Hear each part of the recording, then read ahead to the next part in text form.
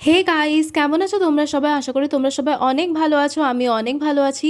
তো সকালবেলা চলে এসছে আমার বাড়ির সামনে টোটো, আর আমিও উঠে পড়লাম টোটোতে। আসলে আমি যাচ্ছি একটি বিশেষ কাজের জন্য, আর এই যে টোটো দাদা আমার খুব পরিচিত, তাই আমি দাদাকে বলেছিলাম তুমি প্লিজ একটু এসে আমাকে আমার বাড়ির সামনে থেকে নিয়ে যেও। আদারওয়াইজ এই রোদের মধ্যে একা একা যাওয়া আমার পক্ষে একটু চাপের। তো যাই হোক, আমি দাদাকে বললাম যে একটু এটিএমের সামনে দাঁড়াতে। তো এটিএম থেকে বেরিয়ে আমি উঠে পড়লাম আবারও টোটোতে, এবং মনের আনন্দে ফুরফুরে হাওয়া খেতে খেতে আমি চললাম আমার গন্তব্যের দিকে। আমার গন্তব্য আমার খুব কাছে, তাই জন্য আমার মনটাও একটু হ্যাপি হয়েছিল। তো যাই হোক, এই যে আমার সেই গন্তব্য, touch up makeup studio and academy. আসলে এই দিদির কাছে আমি আগেও এসেছি। আমার বোন সেজেছিল বোনের বিয়েতে দিদির কাছে, এবং বোনের রিসেপশানে আমরা সব বোনেরা এই দিদির কাছ থেকেই সেজেছিলাম।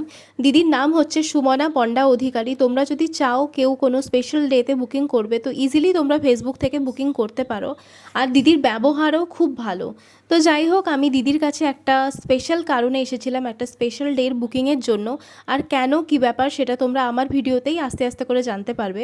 তো যাই হোক, দিদির স্টুডিও থেকে বেরিয়ে আমি কিনলাম ডিম, বিকজ আমি করছি এগ ডায়েট। তারপরে আবারও উঠে পড়লাম টোটোতে, এবং আমি চললাম আমার বাড়ির দিকে। আসলে আমার ঘরে যেহেতু নিরামিষ হয়, তো নিরামিষ একটু চাপের, তাও করছি। তো ঠিক আছে, আজকের জন্য টাটা।